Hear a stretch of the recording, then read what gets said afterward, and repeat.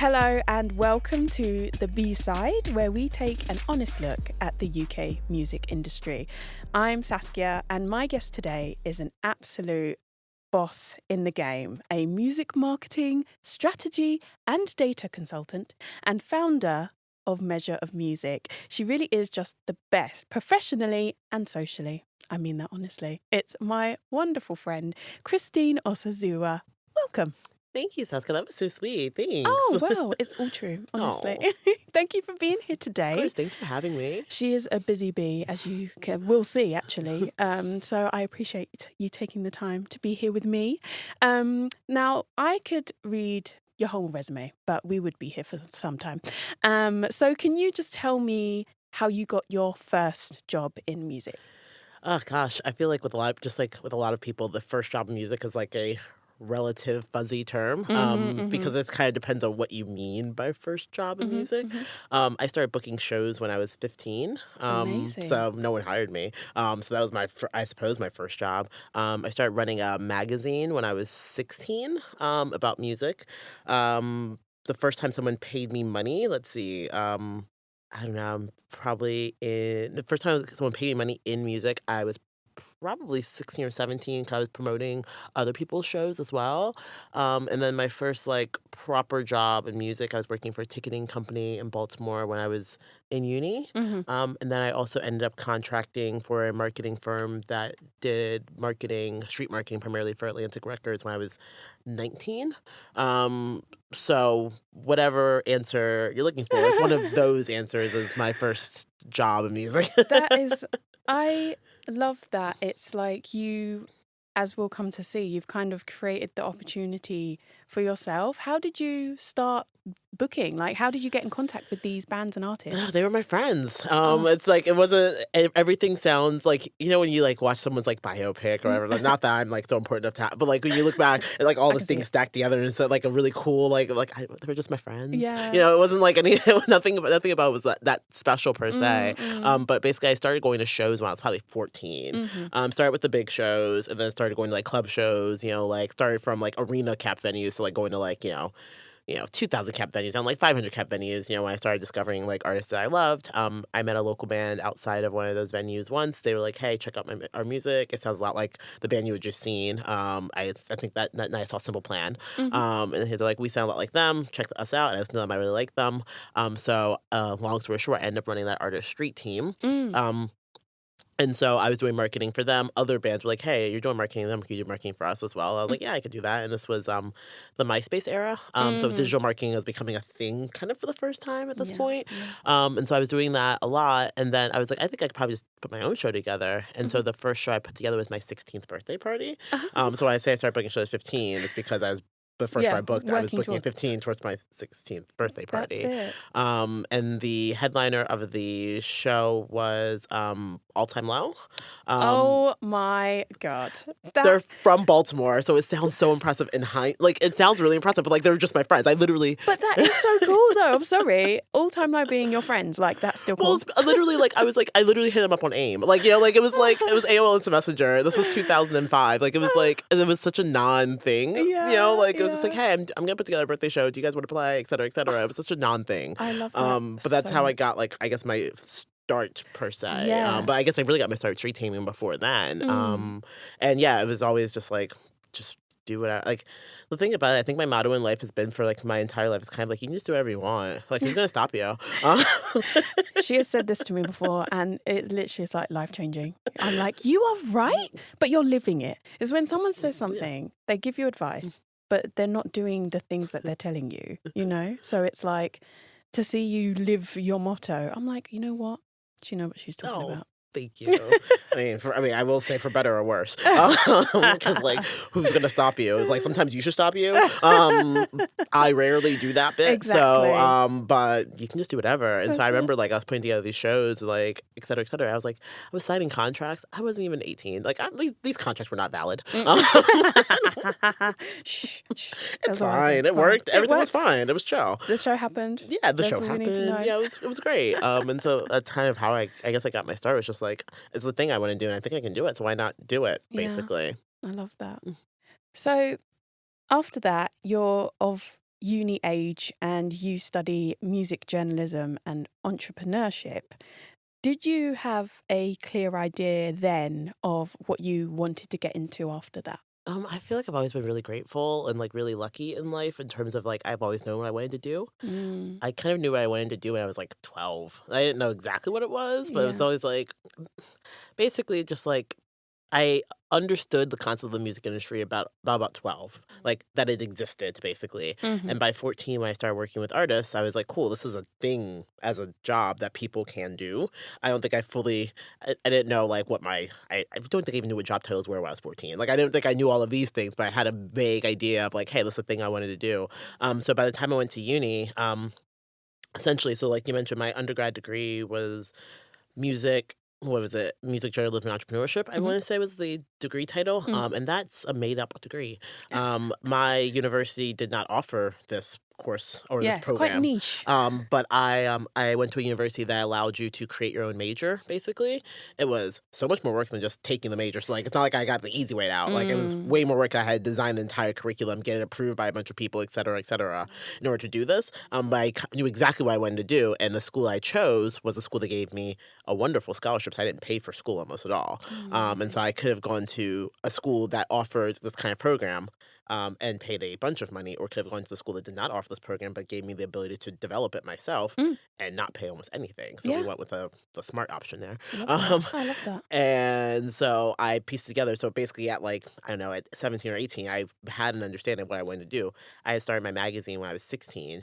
So I knew journalism was really important to me. Obviously, I've been working in music since I was 14. So I Mm. knew that was really important to me. And then my magazine, I think by the time I started school, I probably had a staff of 6 or 7 by the time I started school. Wow. By the time I left, it was about a dozen. Oh, it's all girl staff, Mm. obviously. Obviously. Come on. So I was like trying to manage a team of people. So I knew entrepreneurship and like an running a company was important to me. I don't think we barely made we made money sometimes. We didn't make tons of money, but it was fun. Yeah, yeah. And so I kind of pieced together like these are the things I wanted to do based on what I've been already been doing. Yeah, yeah. I love that. I mean, it's amazing that you had the opportunity to absolutely pinpoint the things that you wanted to study and get your experience in. It's that is such a gift. Yeah. It's amazing. So from being allowed to make your opportunities, you set up Measure of Music a few years later, let's say. And Measure of Music, it's not only a virtual weekend program for beginners and career changers wanting to learn about music and data, but it's also free. It's supported by so many organizations in music, and it's really become a sort of moment in the calendar for people, which I absolutely love. So you set it up due to the widespread job losses we were seeing thanks to the pandemic. Thank you, COVID. And but we can see now that it's the job losses, they're not really slowing down. Why do you think that's happening? Um, because they can. Mm, Basically. mm, So yeah, I started a lot of different initiatives during COVID, thinking kind of they'd be temporary. I was like, oh mm-hmm. yeah, this is like maybe a year or two. I'm gonna need to like I post jobs on a regular basis. I Yeah. do mentoring sessions on a regular basis. I run the conference every year, and Mm-hmm. I kind of always thought all of these things would be temporary. Like I was like, oh, this is for like right now while things are Yeah. really bad. Yes. 5 years later. They haven't gotten any better, Yeah. and I think it's because companies just kind of figure out that there aren't any consequences. You can just do whatever you want.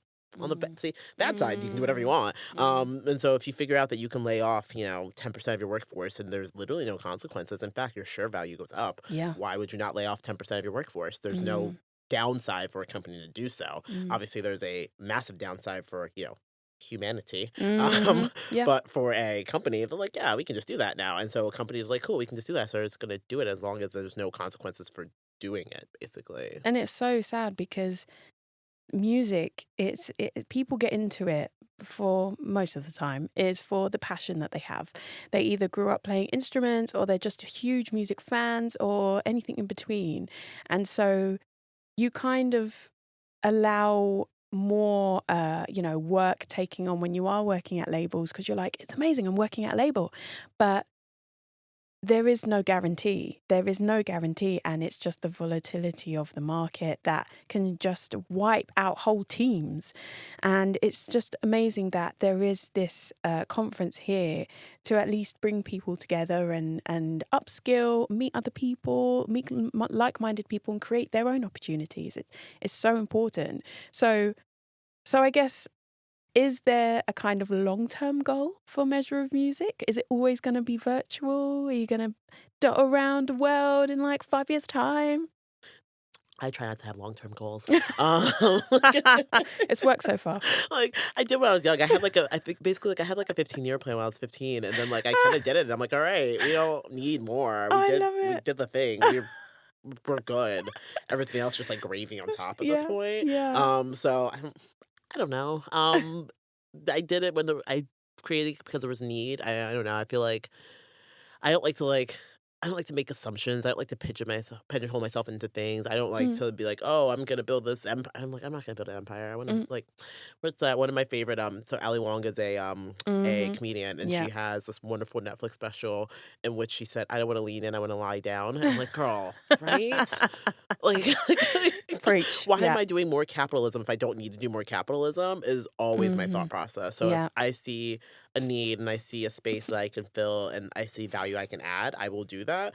But if Mm, there's no longer a need or a space or a value, I'm not going to do that. mm, Basically, yeah, sometimes people are like, I always say that like I always do things by in public. I'm building the plane in the air while everyone's watching. mm. And I love that for a lot of reasons because, like, A, no, people don't want to let the plane fall, so they're going to help you because they're like, oh, sure, the plane's going to fall out the sky. Yeah, yeah, yeah, yeah. And everyone can see it, which is Yeah. like, I really believe in that. I'm not one of those, oh, I move in silence and I'm stealth. I'm not stealth. If anyone's ever met me, though, nothing about me is stealth. My hair is pink at the No, moment. she is not silent. Not stealth. And so that's not who I am. So I'm not one of those people. Mm, But on top of that, people are always like, "Oh, aren't you worried someone's gonna steal your idea?" Or like for example, Measure of Music is not trademarked. There's mm, no, and I'm like, please, by all means. mhm, mhm, mhm. Nothing would throw me more than someone else trying to do the thing. Yeah, yeah. Because the only reason why I do stuff is because no one's doing the thing. And Mm, if someone wants to do the thing, please, I would love, I will hand you over anything you would like to help you do the thing. mm, It's mhm. how I feel about most things in life. Yeah. And so I don't have a future plan for Measure Music. And like in the same way that when I'm on like a women in music panel or something like that, I'm like, I don't want this to even have to exist. Yeah, I right. don't. That's how I feel about most things that Yep. I'm doing. It's like I'm annoyed that I'm even having to do this because the Yes, reason why I have to do this thing is because something else has failed. exactly. And so Measure Music exists because of failings Mm, of a lot of other things, basically. And so mhm. in an ideal world, it doesn't even have to exist. Yeah. But I'm having a good time doing it, and I like Yes. helping people. Yeah. And the future plan is mostly just like do that until Mm. I don't want to. Yeah. Um, Yeah. It's a good plan. I love it. I love it. So how do you choose the theme in each year? It's a different theme each year, right? Kind of. So I mean, the whole concept around it is a music tech and data conference and hackathon, and that's a persistent kind of like vibe for the year. Mhm. But really, a lot of the like content, so I put together all the content, pick all the speakers, write all the questions. It's the whole thing basically. And when I'm piecing it all together, it's mostly like kind of like, hey, what's going on in music and what's going on in the world, but not like.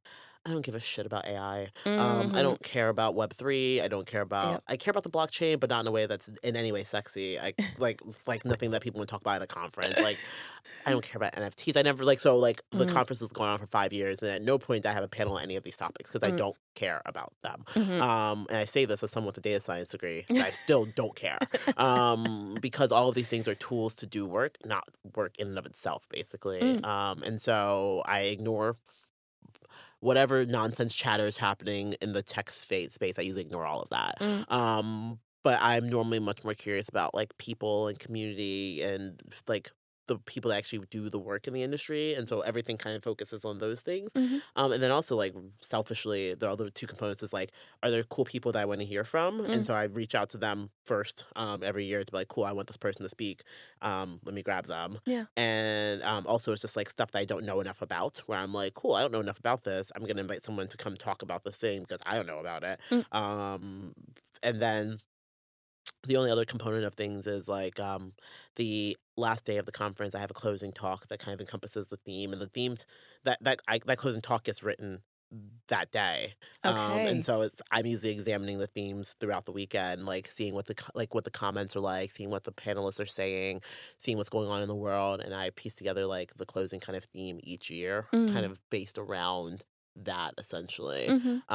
And so the theme is much more esoteric than like this year is about marketing. And so, Yeah. no, like so like I think one year the theme was around companies allowing their employees to be freer to in general, basically. And what I mean by freer is remote work, Mhm. the opportunity to public speak, the opportunity to take on new projects, the opportunity to be bigger in their roles, Mm. the opportunity to collaborate with people, companies like Measure Music, but other companies to actually like make positive change. I think that was kind of like the area of focus I kind of focused on. I want to say like that was like 2 years ago. Mm. This last year, the my closing talk was about resistance Mm. in the face of injustice in the world, Yeah. and also about how I believe that joy is inherently a form of resistance. Mm. And so it was a lot of exploration about happiness and joy and why that matters and why art and culture matters, even in the wake of mass sadness and Yeah. destruction and war, and why it's important to embrace culture and love and happiness and community, because if you're not embracing those things, then what are you even fighting for, Yeah. basically? And so that was this year's kind of like overarching theme. Mm. And so like and it was because like this year I had a panel that was about like it's one of my favorite panels I've ever put together, and it's about pop culture and data. And the Nice. two Okay. panelists was one person from BuzzFeed, Oh. who did like a really I came on my radar because he did a cool ranking of like the most underrated Taylor Swift songs based on like and like he did like a statistical analysis of this basically. And I was like, this is so fun. And then the other woman on the panel, she runs a company, or she's I think she's a co-founder of a company called Bractology, and it builds out fantasy football like rankings and brackets, but for reality television. And I was like, Ah. this is so fun. And I just like I can understand why someone would think, oh, this is incredibly vapid and not important. But I'm like, but that's incredibly important. Yeah. It's very important to have joy in your life, basically. Yes. And Yes. so that was kind of like a big theme of this year, was just like joy is actually really important, basically. I read the closing remarks and it just made me emotional Oh, because I think you do forget just in the day to day and the rat race and well how important it is to take those moments to just find the little pieces of joy, whatever it is, and then as you say, to let that take you forward. I think you can feel almost embarrassed of like shouting about the little wins or even the big wins, and it's just like, well, then why are mhm. you here? They want you to be, down in the Small. dumps and just carry on doing what you're doing.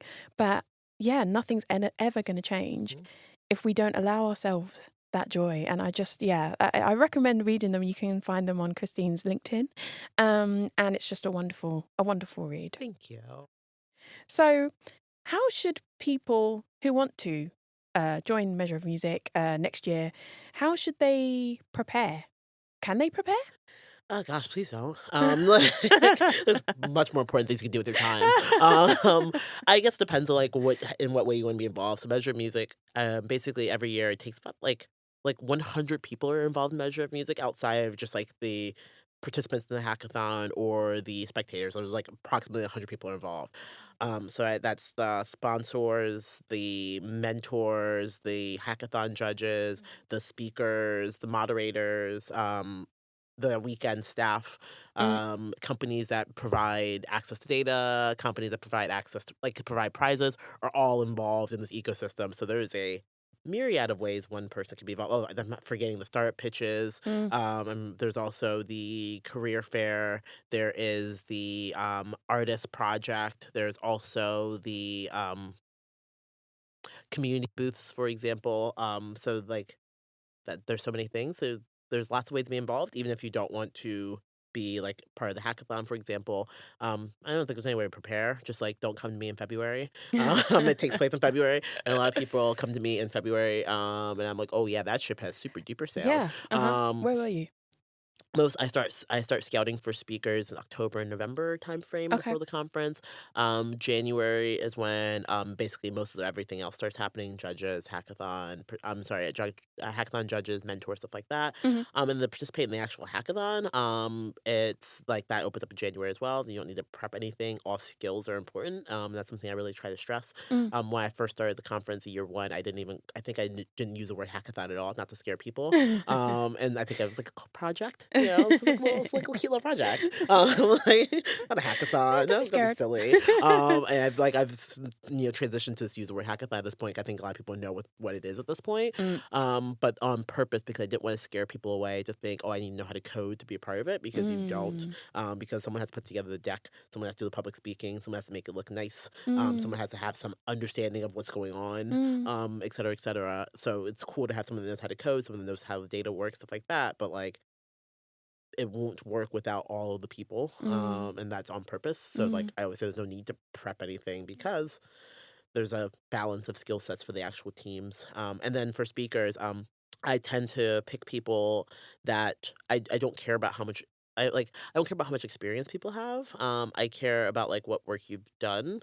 If you have interesting takes, things along those lines. Mm. And so most of my speakers are under 40.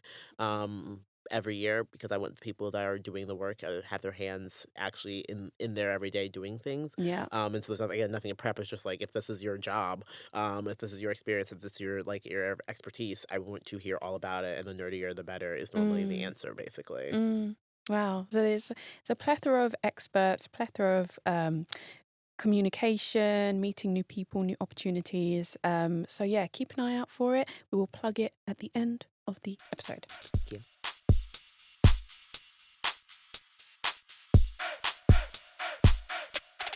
So, working for yourself in music, can you tell us what your day to day looks like?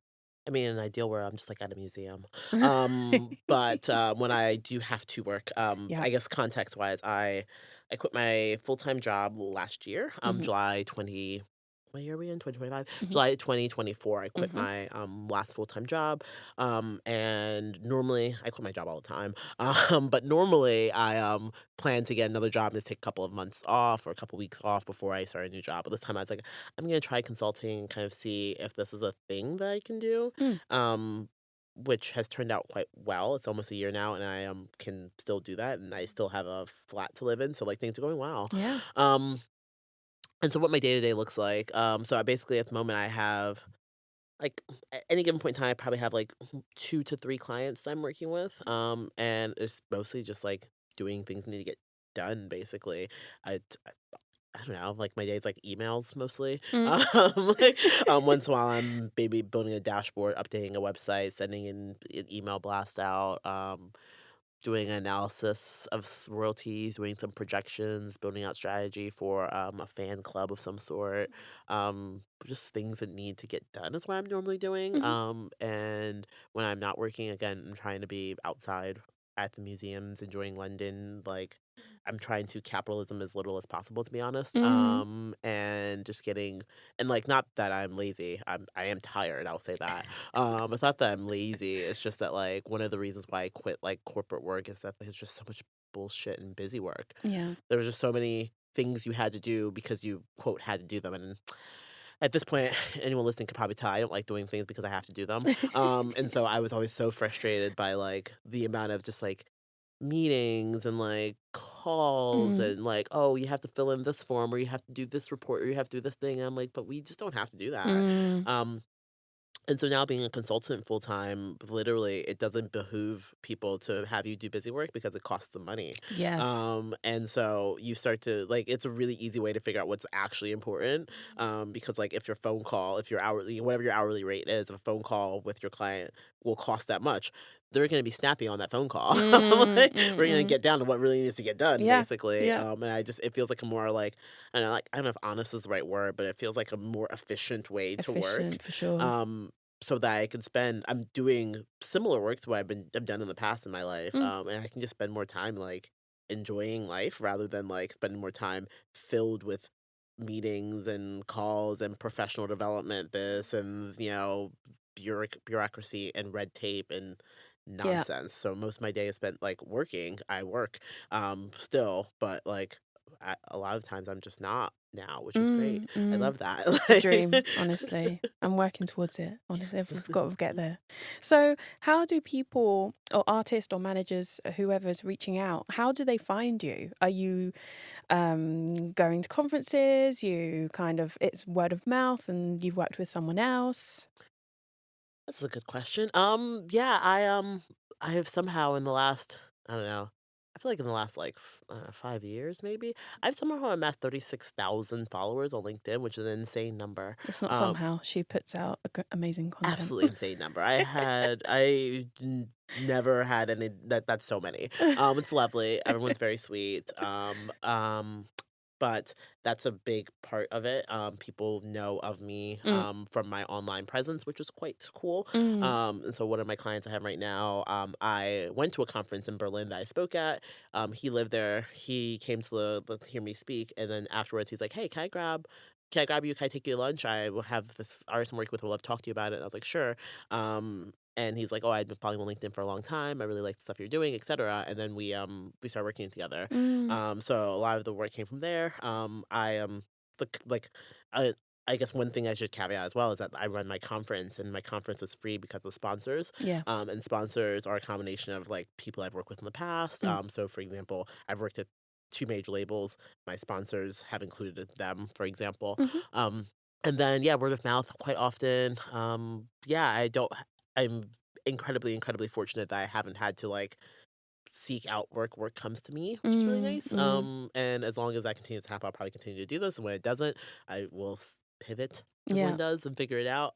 But for the most part, people will just come to me. But I've worked to cultivate my network for some time in order for this to Mm. happen. So it's not like it was as easy as like, and then everyone comes to me. It's like, Yeah, oh no, for I had sure. to do so much work first. Yeah, yeah, And yeah. now I get to like, reap the rewards, I Yes, suppose. Yeah. yes, for sure. So I guess would you say it's imperative to post about yourself or your work or just be more visible if you're trying to break Yeah, out? I think you have to be top of mind to people, and they Mm. have to know like what spaces that you work in. And I'm actually kind of bad at that. I always joke that like people like I've known people for years. They'll just look at me like, Christine, what is it that you actually do? I'm like, that's I'm completely fair vibing. question. Mostly trying to just vibe, yeah. And so people have a vague idea of what I do. Yeah.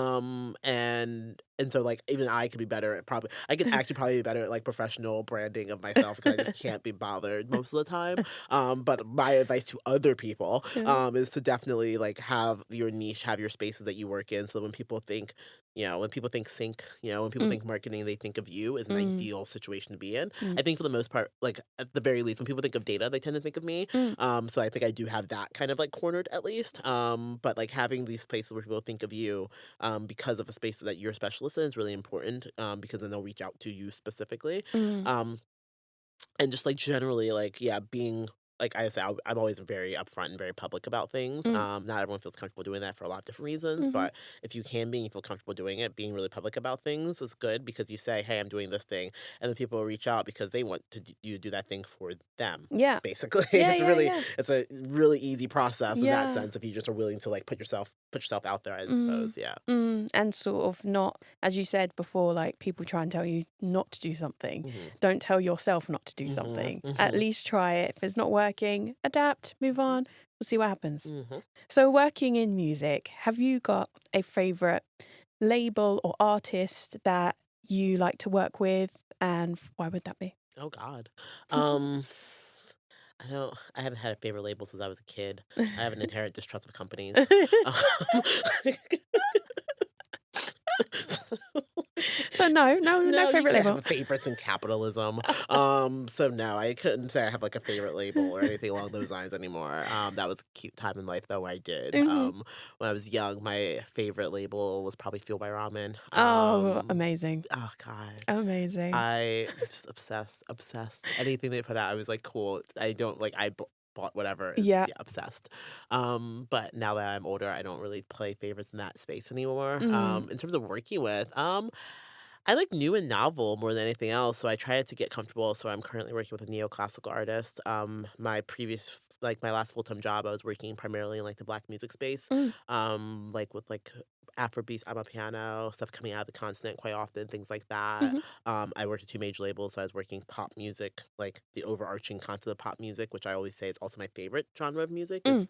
pop as a concept, not necessarily pop like boy bands or like Britney Spears, but like like commercially viable music, Yes. basically. Yeah. And so yeah, I like to work. I like new. I like novel. I like interesting. I like Mm. exciting. I Mm. like stuff that feels real Mm. more than anything else, and I try to work with those things. So, working with a neoclassical artist, is it more of a challenge than working across pop and, black music? It depends on what you like. Is it like a challenge? Maybe it's new. Certainly. I've done some work like with artists like this in the past, but like not to this extent, not so deep into it. Mhm.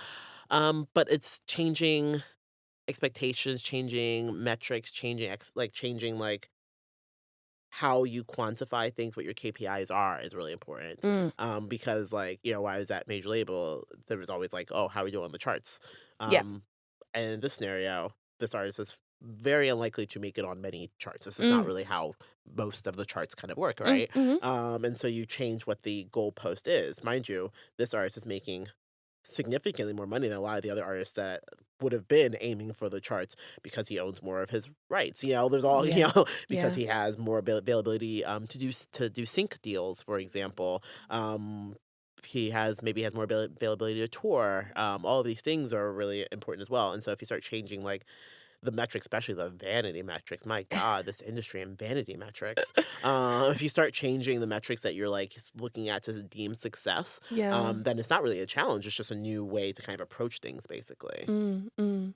And in terms of, I guess, the metrics, and once a artist goes, viral, let's say, what would you say is is there a key to longevity once they've found that platform? Oh gosh, I love the concept of longevity. Because like, you remember, like, in the '90s and the 2000s, everyone was called things like one-hit wonders? Yeah, yeah, yeah. We don't say that anymore, but there's still so many of them. I think we don't Oh, say it anymore because there's too many now. yeah, yeah. Like 9 out of 10 like songs. it's like everything is everything's a one-hit wonder, and so it's this novelty now when it's not a one-hit wonder. It's, like, Yeah. much more the vibe now, Mm, when back in the mm. day, it was like, "Oh, remember that one-hit wonder, blah, blah, blah," and, like, now it's just like, "Oh, no." Yeah. If you have 2 successful songs, you were, like, thriving out here. Yeah. Well, I don't even know what the question was anymore. So longevity. Is Yes. there a key, or how can we do Um, more than one song? yeah, longevity. There. I mean, like in my opinion, and I don't know. I might be like a bit biased because I got my start working like very closely with fans. Basically, I ran street team, so I basically was a super fan that like coordinated other super fans to do stuff. Yeah. Has been my job in various capacities over the years, and so I really believe in the power of fans and fandom and activating and harnessing them, not to use them as an ATM, but to actually Mm. harness them and appreciate them and build a relationship with them Mhm. because they will be your biggest cheerleaders. I always think about artists the same way I think about startups. I've worked in both those spaces most of my life, basically. Mhm. And there's a lot of principles that can flow pretty easily between the two of them. I wrote about this once actually. But conceptually, things like acquisition costs of a customer, right? So a Mm. fan, same with a customer, right? Mhm. And it costs a lot of money to acquire a new customer or a new fan. You spend a lot of marketing dollars, a lot of time and effort to acquire them. It Yeah. costs much less money to retain Mm. a Mm. customer or Mm. a fan. Mm. And so I always think about artists thinking about the best ways to retain and hold on to their fans Mm. rather than just trying to get new fans. Obviously, you want Yeah. new fans as well. Yeah. But that is normally just like be nice to them, like, talk to them, appreciate them, thank them, give them special things when they've done special things for you. Yeah. These are the ways that I think you can like have longevity Mm. and like you might be a one hit wonder, but doesn't matter Mm. basically. Mm. One hit Mm. wonder in the sense of like maybe you have one big song blow up, Mm. which is great, and then if you're able to like leverage that into a career, that's awesome. Yeah. If you end up in a situation where you're always chasing that number one again, you're going to be a real sad person. But if you take that, appreciate what that was for you, what that did for you, and then use that to like turn into a long-term career, Mm. that's the ideal situation. Also means you can go to like the grocery store, no one's gonna stop you, which is great. I don't Yeah. know. Yeah. It's the happy in between where you're making your money from your art, but people leave you You're alone. not Beyonce. Like, I love that for Beyonce, but I would never want to Oh, go hell places no. and never be able to like have like I've heard stuff where it's like, oh, like people like always try to touch her and stuff like that. I'm like, I don't want that in my life. No. Why would you want And that? like, if you just want to go to the shops and not put on makeup or just wear Exactly. whatever, and like people will see you all taking photos, I'm like, no, that would give Yes, me, in person, in public, just like right? I'm not built for it. No. And so given that, like there's several paths to be successful as a musician in life, and not all of them are I want to be, Beyonce, I want to be Adele, Mm, I want to be like a massive global mm, Ed Sheeran level superstar. yeah. There's like everything from all of that to like all the way down to like, an artist that like, does is a Mm, session musician in mm, the studio mm, and is on salary at the studio, whatever, mm, right? mm, There's a lot of different ways to be a musician and be an yeah. artist. And so when it comes to like career longevity, I think exploring that and again taking, if you're able to do it, taking some of the some of the vanity metrics out of things to actually think realistically about what works for you and what's sustainable is really important. Mm. Well, do you think there is then a pressure in terms of, I guess, more, I don't know, from labels, let's just say, not differentiate between majors and indies, but to kind of, there's a pressure on them to make the money, ROI, and so there's less patience with an artist's progress or how they are doing if they get into a chart, is that because of these layoffs and trying to cut the fat wherever they can, there's less of a willingness to invest Mm. long term in an artist? Um, yeah. So like obviously in the part like just in the same way I was saying how artists are a lot like startups, Mm, the way the label structure, especially a major label structure works is basically like a VC fund. yeah. And what I mean by that is a VC fund will invest a lot of money in a lot of different companies, Mm, with the hope that one of them 10x's their money yeah. at minimum, Yeah. and they make an exit. They make a good amount of money from that. Mm, If you think about the way labels operate, they give advances, mm, which they give advances to artists with yeah. the hope that they will recoup on that advance Yeah. and also, yeah, 10x what their investment was at Mm, minimum, right? mm, So there's a lot of similarities there. mm, And so if you think about that, there is a vested interest in making sure you get your money back. It's mm, kind of the structure of it. That's how it mhm. works. That's the reason why it works is because of that. Yeah. The way labels continue to persist is A, with catalog, obviously, but also with creating a superstar that kind of bankrolls the rest of the company. Mm, mm, Creating all the superstars to bankroll the company is kind of the structure of it, basically.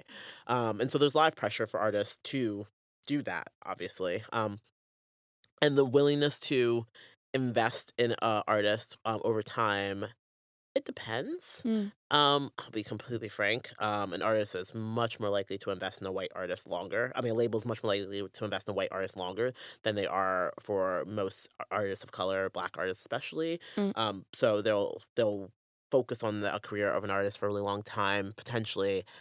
For white artists, quite often, and for black artists, if it's like, okay, cool, we tried this one album, didn't work, cool. Now you've been shelved, basically. yeah. Um, and so that's really, really challenging because a lot of pressure to be able to perform and have these hits quite quickly, Mm, which is also really frustrating because they're also less like they're getting less marketing funding, less A&R support, yeah. and expected to achieve the same or better results quite often, Mm, which is incredibly frustrating. So it's a hard cycle to be in, put mm, yourself in, mm, to look at your peers and think, why am I not getting the same thing? Why am I not accomplishing the same thing? And why isn't yeah. my label supporting me? Mm. So you mentioned that white artists will get more patience, grace, whatever you want to call it. Are we just talking unconscious bias? Is it like they are saying it out loud? Actions speak louder than words? What Uh, are we saying? it's an unconscious bias at this point. Like, how unconscious can things be? Um, yeah, I mean, like, it's such an obvious thing in the industry that, like, in my head, I'm like, you all have to see this, right? I'm not the bad guy. I'm not the one pointing out something obvious. But I remember I was talking to a senior exec at a not a label, but at one of the like trade associations, basically. Hmm. And she started a role recently, had come from a different industry, and she's like, and she inquired about like genres, Mhm. basically. And the question was it was a pretty innocuous question. And she was like, I've always kind of like struggled to understand the difference between like what constitutes like pop and like, like R&B or something like that. And I said, usually the budget. Like, That's perfect. and, and so I remember being at Label quite frequently, and there was this push everyone, no matter what the sound was of an artist, Yeah. everyone was trying to make it a like they wanted the label of pop because Mm, everyone knew the label of pop just got more money. mm, But on top of that, the obvious elephant in the room is that white people aren't given not label of pop, basically. mm, mm, You hear a artist like a Lizzo. mm, Lizzo's a pop artist. mhm. That's a pop artist. Yeah. Like that's Yeah. like Yeah. there's an artist I love right now, Rachel Chinariri. Oh my God, I was just thinking about it Love as you're her. saying this. That's a pop artist. Like Yes. that's a pop song. Those are pop Yes. songs, right? Yes. But the moment a person has melanin, all of a sudden everyone Mm. starts categorizing them in all kinds of other genres. Yep. Um, and there's nothing wrong with R&B. There's nothing wrong with hip hop. There's No. nothing. I love all of these genres. Mhm. The reason why they don't want to be classified that way, A is because they might just literally not be that. Yes. So Right? like that, like Cat Burns, pop star. Mhm. The A might not be that genre. And so that's frustrating. Yeah. And B, the other issue is that those genres get less funding. Mm. If you're frontline pop, you get the most money, you get the most attention, you get the most marketing, you get the most press, you get the biggest teams, you get the big name A&R, the label heads talking to you every day, et cetera, right? Mm. If you're in R&B or if you're in hip hop or if you're in Afrobeats or if you're in any of these other genres, Yeah. you're not getting all that attention, you're not getting all that money, you're not getting all that financing. So not only does it put artists in like a tough situation, they're sometimes fighting against a genre they actually love to Yeah. not be classified that way, Yeah. or they're like frustrated because people are classified in a genre they clearly are not. Mm. There's been tons of times in the past where like artists have won Grammys in categories where they're like, I'm not even a rapper. Like, Yes. Oh my God, yes. And everyone's there like, "What? How?" like, oh God, Pick a how name out of a stupid. hat, you know? Right.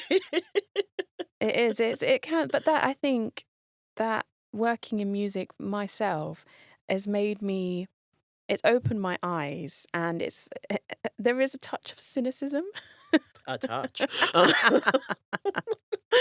Just speaking for myself. Yes, very good, very good. Um, Love that for you. and yeah, I guess it can feel like you, as you say, am I the only one that's seeing this? And you're working in teams where you are the only person of color or the only woman, and it's the dynamic is always going to be different. Mhm. So how can we how do we How? change it, right? It's things like Measure of Music. It is these amazing organizations, but within the labels, what can be done? I I think I started off very facetiously saying I have an inherent distrust of companies. But it's And true. I absolutely 100% mean it.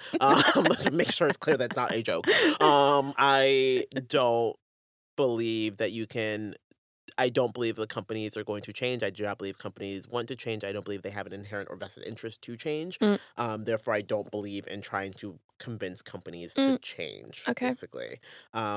I feel very much like you have to do it yourself, Yeah. which is why I tend to do things myself quite frequently. Yeah. I think artists can have thriving careers without being signed to a label or without being signed to a massive label Yeah. or without having to take an advance they don't know if they can recoup. Yes. I think it's a lot of work to do it yourself, but you can do it yourself. Yeah. Um, there's obviously a point in your career where it's not feasible anymore, but actually it kind of is. Yeah, Mm, like yeah. But mm, what I mean by this is this like as an executive, as an artist, if there's stuff that you want to do or you want to see or change you want to see, you just have to do it yourself. And the weird, kind of good, kind of annoying, kind of stupid thing about the music industry is that once you do something yourself, everyone comes to you and be like, hey, I see this thing you're doing. Can we do that with you? Yeah. But if you had gone to them and said, hey, I want to do this thing, Yep. they would have ignored you. Yes. Yeah. But the moment things are going well, the moment things are popping off, all of a sudden everyone wants you anyway. So if you just do the Mm, thing yourself, mm, then you can activate the change you want to see because the mm, companies will come to you mm, to be part of that thing. Everyone wants to be part of something that's hot, mm, basically. mm, And so that's kind of how I approach like, what can you do? It's just like, mm. don't do it there. Yeah. Like, But it's so true. Yeah. Trying to change it from within it's is just hard. drives yourself crazy. It's like there's systems, many systems in place to keep you from doing that thing Yeah. on purpose. Like when people talk about things are systematic, they mean it. The system is in place. The system is working as intended. Is often the like once you realize the system's working as intended, like when you say you're like, oh, you might feel a little jaded. I'm like the level of jaded you feel once you realize, oh no, this is working exactly how they want it to work. Is Yeah. like I can pinpoint moments in my life when this has happened where I'm like, oh no, Mm, huh. mm. Yeah, so I'm fighting a very much losing battle here, Yeah. because they already won. They Yeah. won this war already. I am, like, Yeah. I'm attempting to fight a war that's already been won. Yes. And Like, but they already know that. And but yes, you have to get to that point of, yes. oh, I see. Hmm. I had already lost. Yeah, oh yes. I wasn't even in the game. I wasn't even on the field. I was like, I guess it can be liberating as well to kind of have those realizations and, as you say, start up your own thing or whatever it may be, whether it's working in terms of data and marketing, or if it's you're an artist and you're trying to be seen. Mhm. I suppose with the industry the way it is now, with the dependence on TikTok and socials, would you say it's easier for artists to get themselves discovered and find an audience than it would have been? Um, I mean, it is easier certainly, Mm. but you're competing.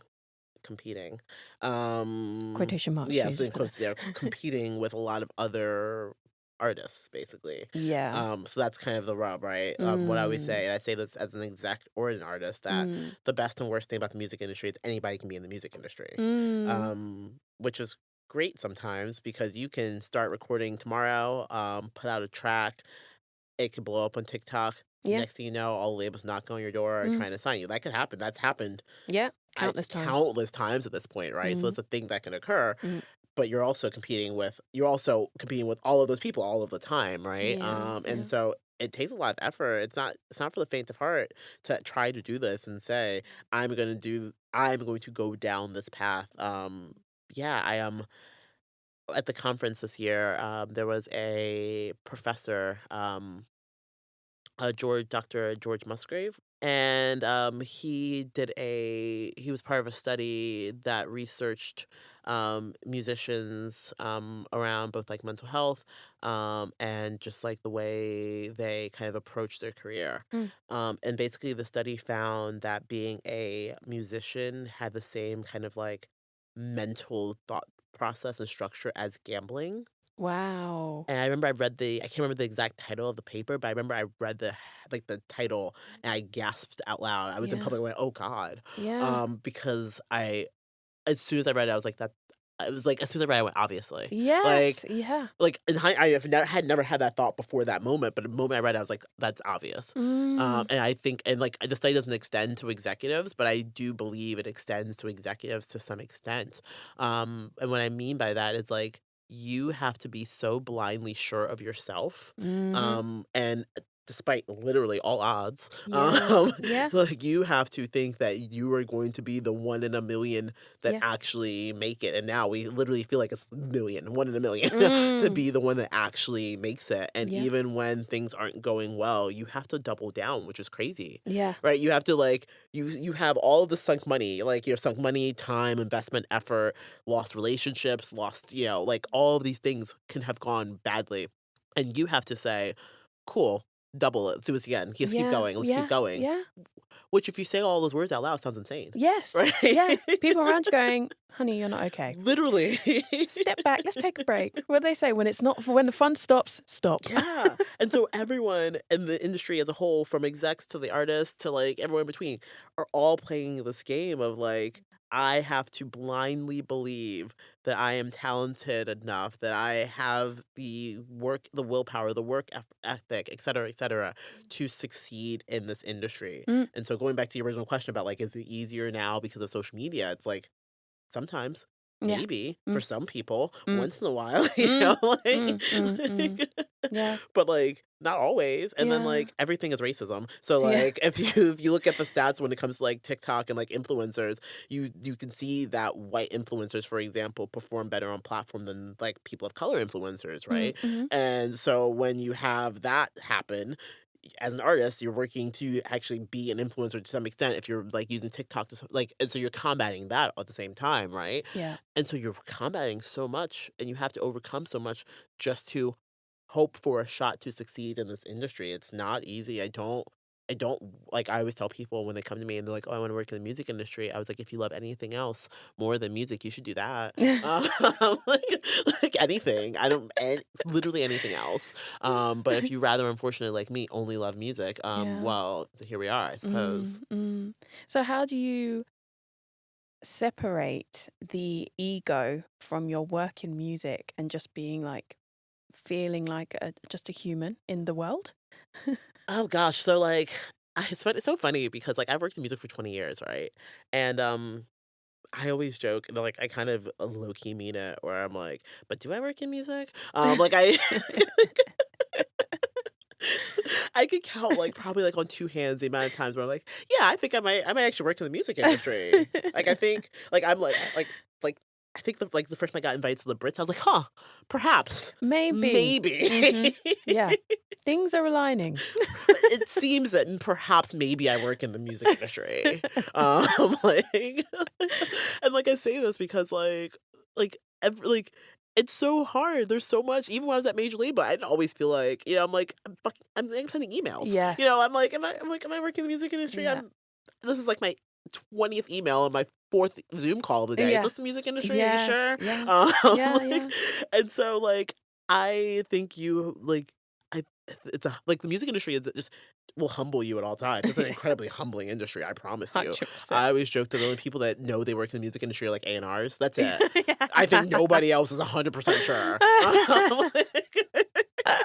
Everyone else is just kind of like maybe Yeah. sometimes. Yeah. And I am one of those people, despite having worked in major labels, where I'm like, I don't know, sometimes. Mm, Um, mhm. and so, like for example, like I've like, and this, what I mean by this is just like just the way the industry is structured is such a particular way that it takes so many humans to do anything that it doesn't like sometimes doesn't feel like anything is happening. Yes. And so like if you look at my I think if you look at like my resume, for example, like I've worked at two major labels and like Mhm. at no point does it say like worked on the Ed Sheeran campaign. I'm like I did, but Yeah. so did like 5,000 other Yes. people because he's Yeah. the biggest artist at Warner Music Group. Yeah. Yeah. Like, Exactly. sure, I worked on the Ed Sheeran campaign. Yeah. Who I didn't? absolutely worked on the Dua Lipa campaign because Yeah. everyone did. Yeah. Like, Yeah. Yeah. Yeah. even the labels that weren't her label worked on that campaign. And so it always feels so facetious to be like, "Oh yeah, I totally worked on this campaign." I'm like, "Sure, we all worked on this Mm, campaign. mm, Everyone did." It doesn't feel not that it doesn't feel special because it does feel special, but it doesn't feel like I can't make that my identity. Like I mm, just it mm, doesn't make any sense for me to make it my identity that one time I like mm, ran crunched some numbers or ran a marketing campaign or like whatever it might be mm, for an artist, mm, especially at massive companies because we all did it. mm. It's not we all did it, right? Yeah. Yeah. Um, and so for me, it's kind of like trying to like ground myself and like you need to be for real a lot and think about like what's important. Like absolutely do not make the music industry your entire identity. You run into people sometimes where like all they can do is talk about work. And I Yes. always joke that like most of my friends, like I would say like not most, but like at least half my friends work in the music industry and I forget about it all the time. Yeah. Um, like I have physically been in the offices of my friends like works and I see them I'm like, okay, Oh yeah. cool. What are you So doing good here? to see you. And it feels so much better that way because I refuse to make this my identity. Most of it Yeah. doesn't even it's not even real. There's a bunch Mm, of people walking around being like, "Oh, look at my hit record this, my hit record that." And I'm like, "Did mm. you have like what'd you do? What was the thing that you actually contributed to make this a quote hit record?" Like But it looks good on it socials. sounds so good, and I'm not that person, No. and so I'm not the person that's gonna be like, "Oh, let me flex on you and tell you all the stuff I did." No, Mm. you just have to remove yourself from it because, Mm. like I said, it will humble you so quickly, Yeah. constantly. And it can become destructive because if you say you do a campaign that doesn't go so well, that you internalize that hmm Because as you well made as your the whole wins. identity. Yes. If you make having a hit, if you make success, if you make working for this big name your identity, when you're not doing that, then what happens, right? And I refuse to let myself get all wound up because I'm no longer working on Dua Lipa campaigns. Yeah, Like, yeah, yeah. It's such a healthy way to be, but it's so hard because it's a passion, right?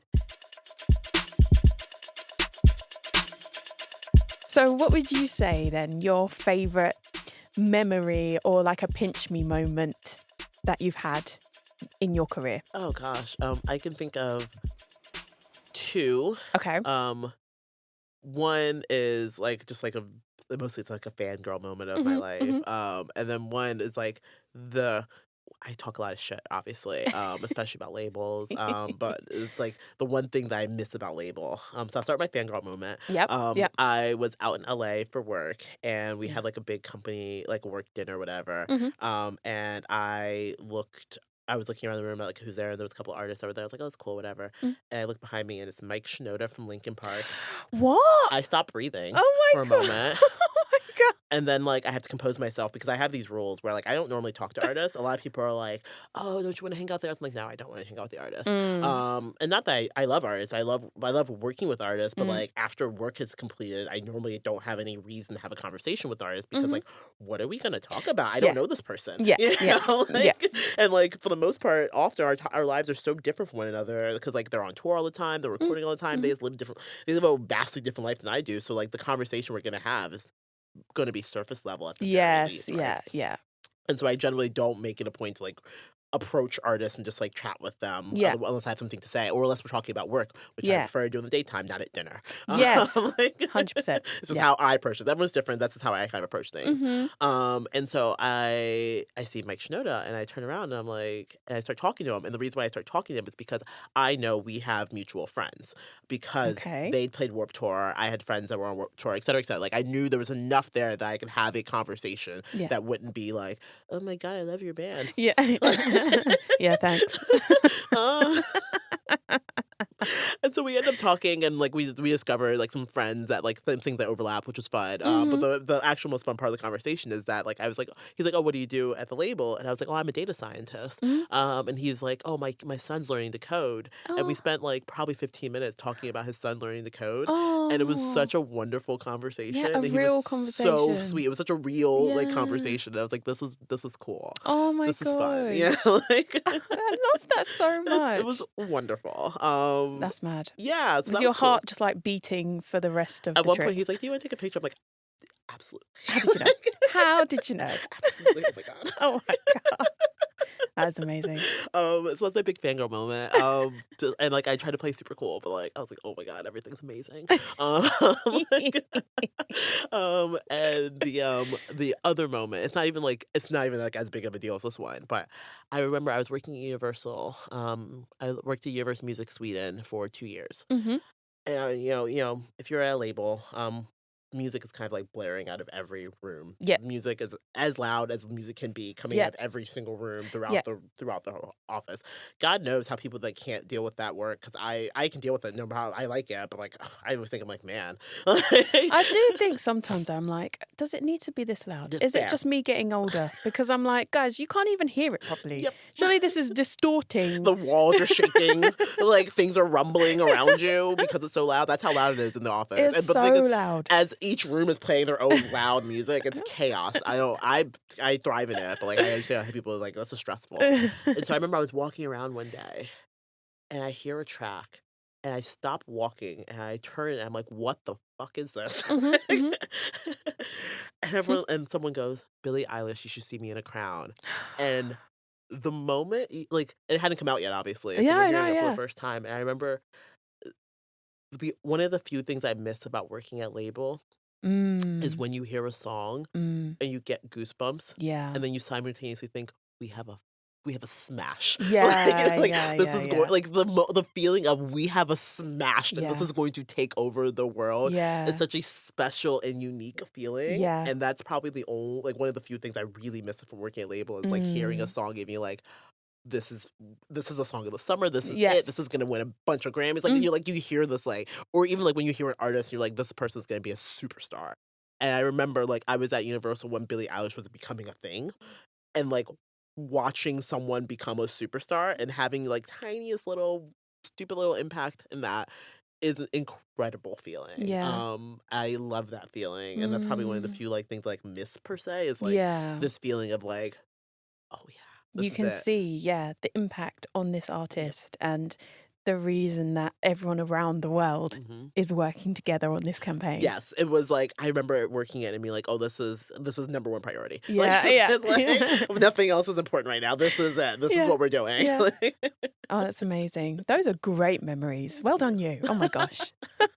So, has your perspective of working in the music industry, has it changed from when you started to now? God, I would hope so. It's been 20 years. Um, Or you were always just like, no, it's bullshit. Just doing my no, thing. I so the thing is like I kind of knew it was bullshit even when I was really young. Yeah. But I knew it was bullshit for different reasons. Yeah. And like all of the different bullshit reasons have all like pieced together and like most of them persist. So there's some things that are very consistent. And Okay. what I mean by like knowing it was bullshit early on was like I remember when I clocked how I mean, I'm like how the world works. But like I remember when I clocked like basically, so I did my undergrad thesis on parasocial relationships. Okay. And this was before that was really a term per se. It might have been a term, but wasn't really like readily used. But the Mm. concept of like people feeling like they know a celebrity or an artist, etc., because of their access to them. Yes. I did my undergrad thesis in 2011, so this was the era of MySpace. Twitter was just becoming a thing. I don't even think Instagram was really a thing quite yet, or No. just becoming a thing. Mm. And I was exploring how this was the first time fans could interact with artists. Mm-hmm. And then artists can interact back with fans directly. Yeah. Before, if you wanted to like tell the Beatles you love them, you wrote a letter to their fan Yeah. club It just and went to the it went ether. to somewhere maybe, etc. Right? Like that was how it worked before, right? Yeah. Yeah. And now we ran like DMs exist and tweets exist, etc. And people are like, everyone was being real weird. To Mm. sum it up, like Mm. everyone was being weird Mm. because no one got taught how to like Mm. how do you have a social conversation with people you don't know? Like I'm Yeah. saying, this is why I don't talk to artists because I think it's weird to approach strangers Yeah. Yeah. and just Yeah. start talking to them. Yes. Yeah. Same applies on the I internet. don't know this person, right? And so and the point I am making here about how things have changed is Yeah. I remember when I was young, part of the reason why I ended up doing my thesis in this space was because I'm fascinated with the way interpersonal communication works, right? Okay. And this extends a lot of different ways. Um, one of the key things I realized quite young was the way an artist will treat you depending on how they met you. Okay. Um, and so I mean conceptually, like if an artist meets you, I don't know, like at the merch table, Mm-hmm. they will treat you as a fan, right? Right. If they meet you backstage, Yep. there's gonna be a question mark there for a while as to like who are you? Mm. I'll come back to that in a moment. You know, if they meet you not in the capacity of work, like I don't know, at a house party, different way that you will be treated and Yeah, for discussed sure. and interacted with, Yeah. Yeah. right? Yeah. And so that number two way, if they Mm. meet you backstage, there's a question mark, is one of the things where I'm like, oh, this is already all bullshit. Because Mm. I was a woman, Mm. a young woman. I started working in music at 15, 14, Mm-hmm. 15 years old. Mm-hmm. I was a young woman backstage quite frequently. Mm-hmm. And I remember like I'd send an email to like a tour manager because I ran a magazine, right? Mm-hmm. And so I needed to coordinate the interview that I was going to do with the band. And they were being kind of short with me. They were being kind of mean to me, et cetera, et cetera. And I get there in person, and I am a pretty girl. And all of a sudden, everyone's so much nicer. Mm. Everyone's so Oh, sweet. yeah. Weird. So strange. Oh my gosh. Such a different vibe that I'm getting Mm. now. Yeah, it is bullshit. Lots of things like that where like, and this is like me being 15, 16, clocking this in real Yeah. time, like, oh, I Mm. see what's happening here. And so, I mean, we hear um infinite amount of stories from women working in the industry, Mm. experiencing all kinds of things. I'm very lucky and fortunate that like I haven't had a lot of really, really like awful things happen to me, for Mm. example. But Mm. like I clocked early on that like there's a lot of just there's like blatant bullshit that happened when I was 15, and like that bullshit still exists certainly. And like I feel like I've just been like not a lot's been resolved. You just kind of like add on top of the bullshit Yeah. basically. Yeah. Pack it down. Yeah, Yeah. well, like that other layer down there, like that's like, that was small potatoes. And then you start adding like systematic bullshit, Yeah. which is really fun. And so I mean, my perspective has gotten like definitely more and more jaded over time, Yeah. certainly. But I'm still here, so like clearly like it hasn't scared me away just yet. Mm, But yeah, there's a lot of bullshit mm, basically. mm. We've touched on it before that working for yourself and can see how competitive the job market is, particularly in music. What, if there's any other advice that you can give the listeners that particularly want to get into marketing or data in music? My first advice is just don't. But if you insist, I mean, what I always say, so I have 3 degrees. Yes. Um, Too many. That's it's She's an too at the minimum overachiever. too many. We get it. The way the music industry has 3 too many possibly. Like it's too many. You don't need them. I don't I I always say I have 3 degrees and you don't need them, basically. Um, I got those 3 degrees because learning in a classroom is how I learn best. Mm. Some people learn best on YouTube. Mm-hmm. Some people learn best, at like workshops, hands-on, whatever it might be. I learn best in a classroom with a piece of paper and a pen or a laptop. That's how I learn best, right? Mm-hmm. And I say this because when people want to get in the music industry, they're always like, "Oh, should I take this course? Should I do this training? Should I get this degree?" Probably not. Mm. The music industry only cares about what you've done. Yeah. They do not care about anything else. They don't Mm. care about your degrees. They don't care about anything else. They care about what you've done. Mm. Obviously, there's the big asterisk of or who your parent is, but like Yeah. we can't do anything about that. So No, like that is what it is. nepotism exists. I wish I was nepotism. Yeah. Like, I'm only jealous. Who doesn't? Like, Honestly, anyone that says no, you're lying. truly only jealous. I would love to be a nepo baby. That would thrill me more than anything else. I'm jealous. There's zero shade, all jealousy. Mhm. And so outside of the nepotism, because there's nothing you can do about nepotism. And you can't. I know a lot of people think it's like about who you know, so you need to like. That's not how. When people say the music industry is about who you know, they think if I just like randomly DM this person on Instagram, then all of a sudden I know them. That is not how it works. No. Please leave everyone alone. Yeah. Honestly, Yeah. just leave everyone alone. Like they're tired. Mm. What the industry cares about really is like what you have done. And when I say that, it also means like that whole conversation about who you know is like, even if that person replies to your DM, what are you gonna say? Mm. Like, what's your follow up sentence after you Yeah. like, Yeah. do you have anything to show them? Otherwise, what are we Yes. doing? Why did you waste everyone's time? Right. And so I always tell people the reason why I made Measure Music a hackathon is because I wanted people to have a project that they could show to people Right. to say, hey, I did this. In fact, they did it in 48 hours and they do some impressive work in 48 hours. Mm. And so I tell people, I'm like, do something. Mm. People are like, Christine, yeah, I really want to get into artist management. Mm. I'm like, well, you better go find an artist to manage them. I have no other advice. I don't know what you want from me. I'm just saying back to you what you've just said You to just said the thing. Just do the thing you said. Same with marketing. If you want to, like, I got my start running a street team in Yeah. marketing. If you want to do music marketing, go do some music marketing. If you want to do A&R, go do some A&R. Yeah. Help a friend out. Go in the studio. Yeah. I don't know, build a playlist, whatever. Like, Yeah. do something, Yeah, yeah. basically. And like that's how you get your start in the industry. And then once you've done the thing, then go tell the people. Go figure out not who you know once you've done the thing, basically. And that's how the entire music industry works, for better or worse. Like I said, the best and worst thing about the music industry is anybody can work in the music industry. And so the people that thrive and succeed often in the music industry are just people that did the thing. While Mm. you were waiting around for someone to give you permission to do the thing, or to Yeah. give you the title, or to give you the job, or whatever, there was Mm. some kid like me at 15 just doing the thing. Yeah, which is impressive, but you play it down. But to have that confidence at such a young age, like it's very commendable. And obviously it's taken you through, but even if you wanted to go and do something else with your life, you'd still have that confidence instilled in you that to just go and do what you wanted to do. It's amazing, and it's not something you're always born with. Thank you. Like I said, like for better or worse, because like just blindly doing whatever you want to do does not always work out. Okay. Okay. All right. So we're going to end with, do you have a favorite song right now? A favorite song right now? Yeah. Oh God. Because it can change day to It changes day. constantly, Yeah. certainly. I've been obsessed with Miguel lately. I Mm-hmm. feel like I'm in my lover girl era, I and love like that. I'm like soaking up like R&B a lot right now. So a lot of Miguel, like a lot of SZA at the moment. Like I feel Nice. just like I feel like cocoa butter. Like I just feel like I'm vibing. Like, so like lots of that, lots of sad girls being sad and anxious and hot. So a lot of Mm. Ray at the Mm-hmm. moment. Mm-hmm. Just like really in the space of like even like Doechii. Like I'm like yes, give me Oh, like yeah. sad anxious girls that are really hot and talented is like the vibe that I'm Mm-hmm. really into at the moment. Yeah. Um, It's a big demographic as well. yes, I am in that demographic. Me too. Hot, sad, talented girls. Yes, my people.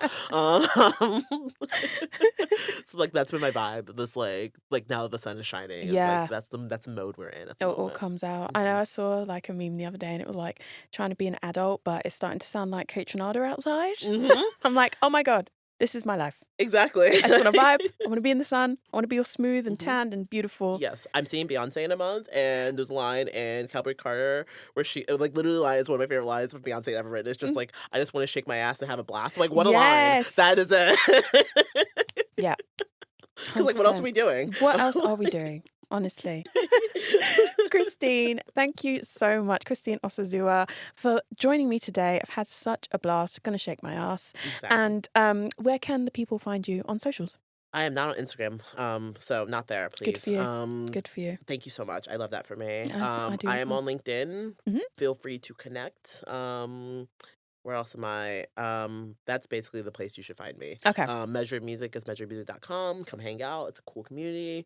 That's it. That's me. Amazing. Yeah. Thank you so much. And you can find me at Saskia Kumba on IG and TikTok. And you can follow the B-Side Music Pod. And you can even email us, we're going old school, at the B-Side Music Pod at gmail.com. Thank you so much. We'll see you next time. Thank you. Bye.